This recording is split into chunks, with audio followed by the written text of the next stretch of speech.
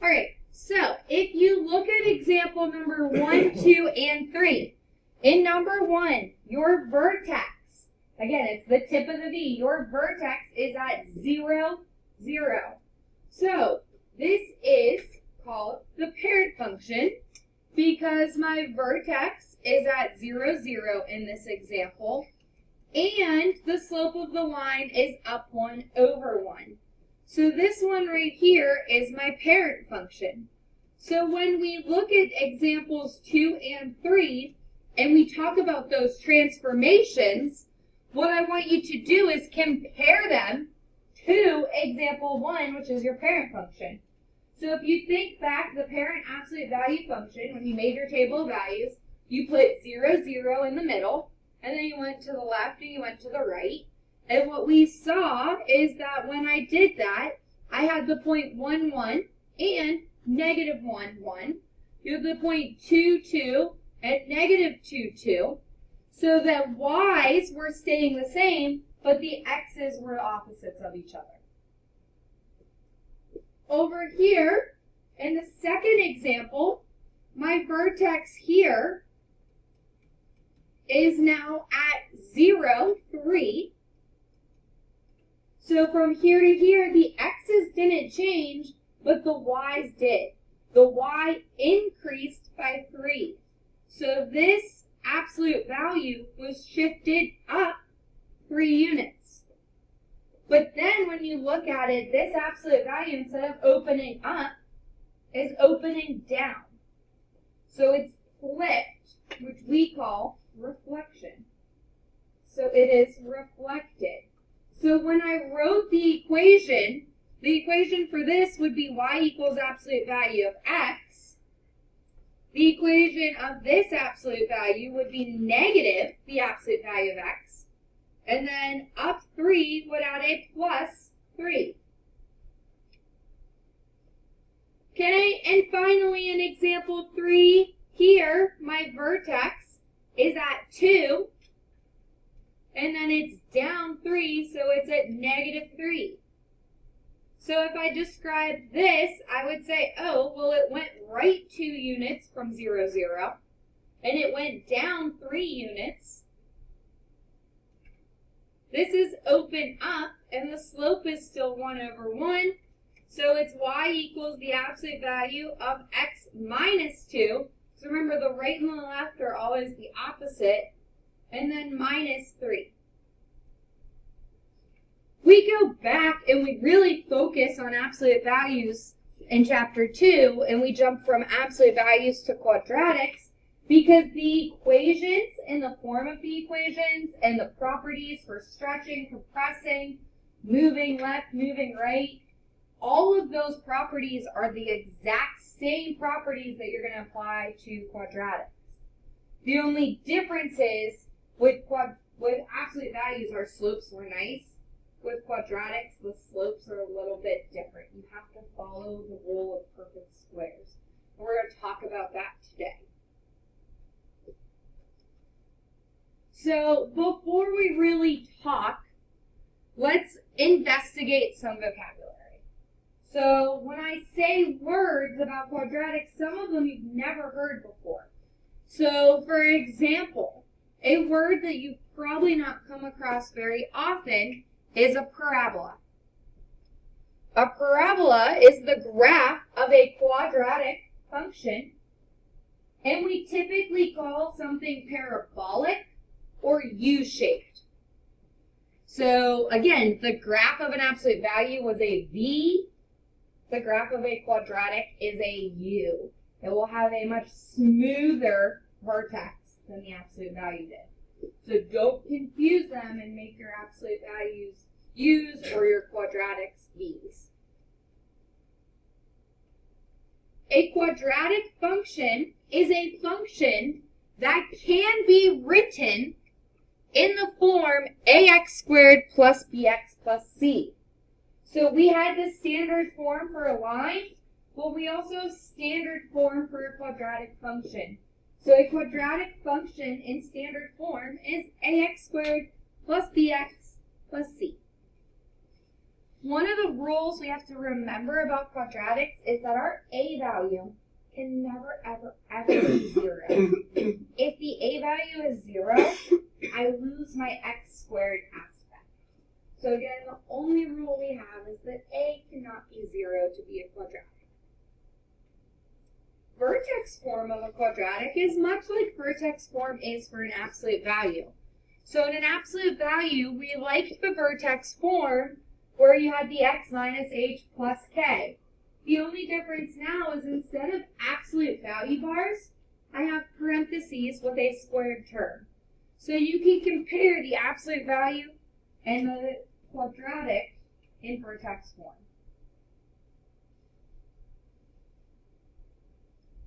Why we use vertex form is that it tells me two things very nicely.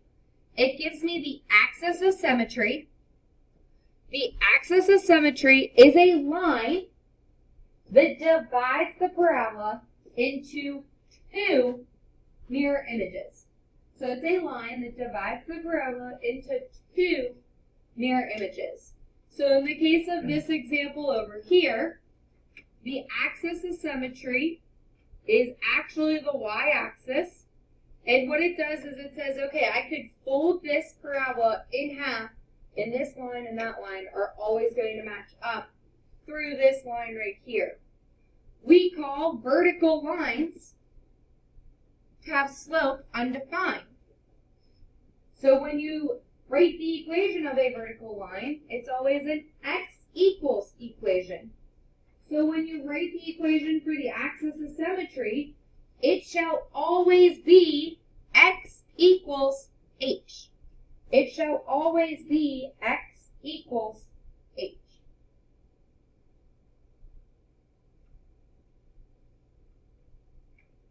So we'll always have an x equals, and the h value will always be the x value of your vertex. So that kind of leads into the next word, which is the vertex. The vertex of a parabola is the intersection of the parabola and its axis of symmetry. The vertex is also going to either be a min or a max. So the vertex will also always be either a min or a max. So it's going to be the point h comma k, and this point is always the min or max. In an absolute value graph and a quadratic graph can each only have one or the other. They cannot have a min and a max. They can only have either a min or a max.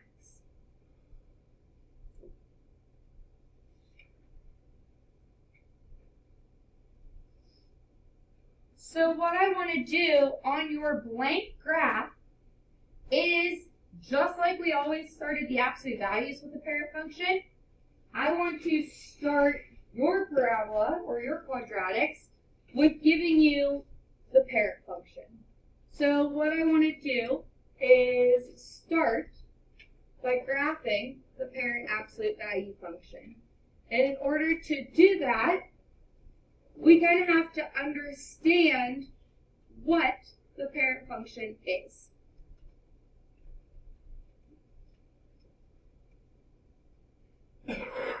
So the equation for the parent function is always y equals x squared. The equation of the parent function will be y equals x squared. So this function has nothing being added or subtracted or multiplied in front of your x value. So the parent function is y equals x squared. Just like if you compare it to the parent function of an absolute value. The absolute value parent function was simply y equals the absolute value of x. The vertex for the parent quadratic is the same as the vertex was for the parent absolute value. It's going to be 0, 0. So your parent absolute value function will have a vertex at 0, 0. So you can put your table below your graph. There's some space down there for you.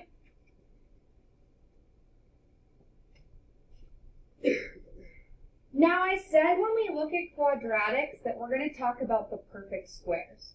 So what I want to do is, and again, you can use some of the space off to the side near the absolute value graphs. I want to talk about perfect squares. So, if you had the value of 1, 1 squared becomes 1. So here's the number, and then here's its perfect square.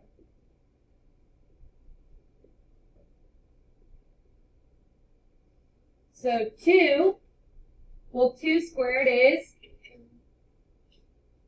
3 squared, 9, 4 squared, okay, 5 squared, 6 squared, 7 squared, 8 squared, 9 squared, 100 squared, or 10 squared, oh. Okay, how about 11? 121. 12? 141. 13? 1. 14? 196. 15? Good. And 16. Yeah, on this. 56. Oh, I knew that actually. So knowing these first couple perfect squares is going to help you. It's going to help you for all of chapter 5. Because so much of what we do in chapter 5 is all based off squaring a number. So if you can quickly square a number, then it's going to make this unit that much easier. So, the vertex in a parent quadratic function is actually a graphical representation of the perfect squares. Because if I plugged in 1 to this equation, what am I going to get? 1 squared is. If I plug in 2, 2 squared is. If I plug in 3, 3 squared is. Okay, so do you see how this is the perfect squares? 1, 4, 9. So go ahead and plot 0, 0, 1, 1, 2, 4, and 3, 9. Remember, everything we said about a quadratic is that it's symmetric. If I square a negative number, so if I take negative 1 and I square it, so negative 1 times negative 1, I'm going to get positive 1, because 2 negatives make a positive. If I take negative 2 and I square it, I'm going to get 4. And negative 3? 9. Do you see how where my vertex splits the graph, it's perfectly symmetric? So kind of like your absolute values, if I go up 1 and right 1 to plot a point, I can also go up 1 and left 1 from my vertex to plot a point. If I go up 4 and right 2, I can go up 4 and left 2.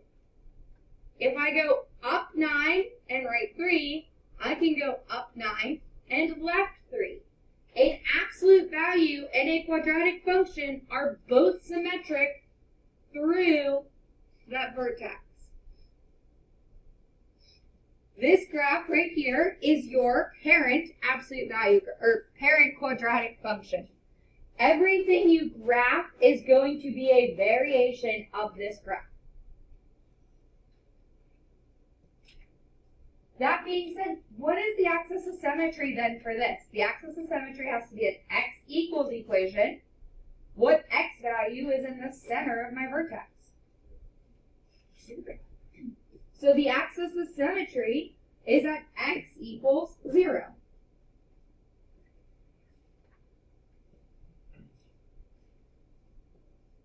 And my vertex is at 0, 0.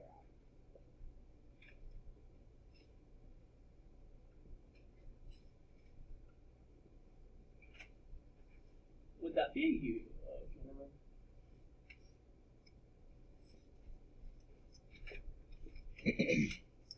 let's look at a second example. Let's change it up. Let's add a number in front of my graph. We're going to put the number in front of the graph, and we're going to describe the number in front of the graph as A. So if you think back to absolute values, sometimes our absolute values had an A outside the absolute value. What did the A outside an absolute value do to the absolute value graph? There are two options. Okay, it was my slope, but what did it do to the absolute value graph? It either... Yeah. So it's either going to stretch or compress my quadratic graph. So if A is bigger than 1, it's going to make it more narrow. If A is smaller than 1, it's going to compress it. So let's change A, in this case, to be 1/2. So what's 1/2 going to do to that paired function? It's going to make it taller and thinner or shorter and fatter? Yeah, it's going to compress it. It's going to make it shorter and wider. So, our prediction is it's going to compress it. What is the vertex of this graph going to be? Is anything being added or subtracted to it? No. So guess what's super nice? Today, all of your vertexes are going to be 0, 0. So, what happens if I plug in 1? Remember that when we plug in, order of operations is PEMDAS. That means that what I have to do first is always square the number I plug in, then multiply it. So I'm going to plug in 1, which means I have to take 1 and square it, then multiply it by 1/2. So 1 squared is 1, 1/2 times 1 is 1/2. So I have 0, 0, and 1, and 1/2. If I plug in 2, that means I have to square the 2, then multiply by 1/2. Do not take 1/2 of 2 and then square it. So 2 squared is 4. 4 times 1/2 is 2. So you have the point 2, 2.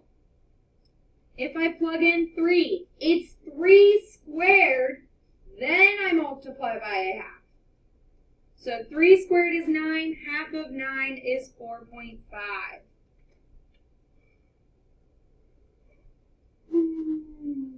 Where's my axis of symmetry? What x value? 0. That means that if this point goes up 1/2 and over 1, it also goes up 1/2 and to the left 1. It goes up 2 and right 2. We're going to go up 2 and left 2. We go up 4.5 and right 3. We're going to go up 4.5 and left 3. So you can see that this graph is slightly wider, not a lot wider, because your parent function would be 0, 0, 1, 1, 2, 4.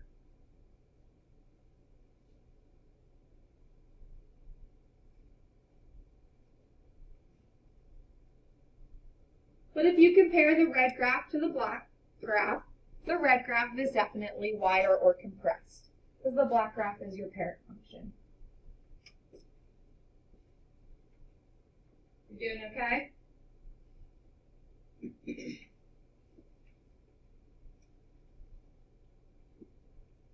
So take a pause moment, think about everything we've said, and debate what you think will happen to the graph of the function f of x equals ax squared if a were negative. So instead of positive 1/2, what would happen if it was negative 1/2? Go ahead, take a moment and write your answer on the top line. What do you think would happen if instead of a being a positive 1/2, it was a negative 1/2?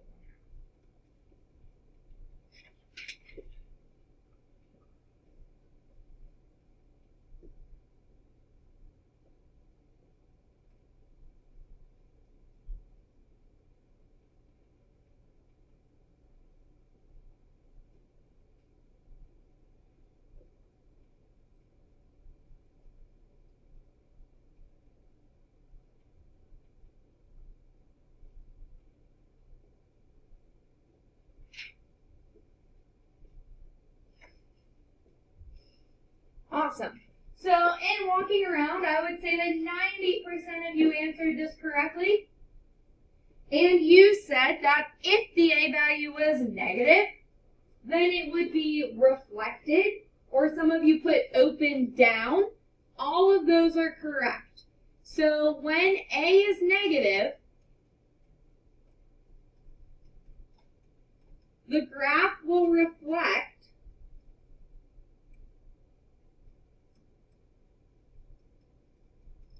across the x-axis, or simply it will be flipped or opens down. So this is where I give my fun example of saying, okay, if A is positive, think about when you yourself are positive. If A is positive, or when you are positive, then you typically have a smile on your face. So a positive A leads to a parabola opening up. When A is negative, or when I'm negative, then typically I have a frown and the graph will open down. I know. So when A is negative, the graph opens down just like a person is negative and they have a frown. So negative, frown, positive, smile. Thank you, Matthew.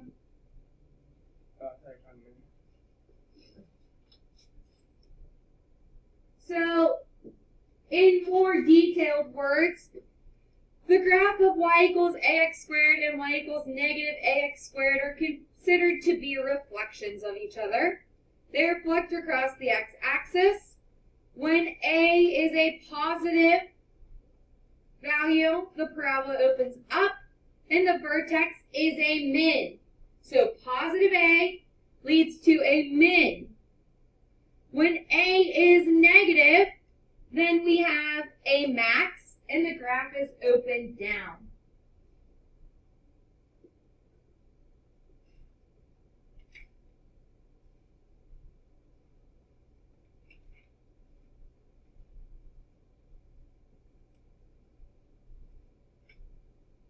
Lastly, what I want to talk about is simply the stretching and compressing, which we've already hit upon. You already have an understanding of stretch and compress. If a graph is stretched, then my a value is going to be bigger than 1. If my graph is compressed, then my a value will be less than 1, but we always kind of tack on that it's greater than 0, because a negative a doesn't imply compression. A negative a implies reflection. So if it's a fraction, it's compressed. If it's a whole number, then it's stretched. Nowhere in there do we ever include 1, because if a is 1, then a is simply just 1. You gonna drink this one? Any questions on that? No, ma'am, no.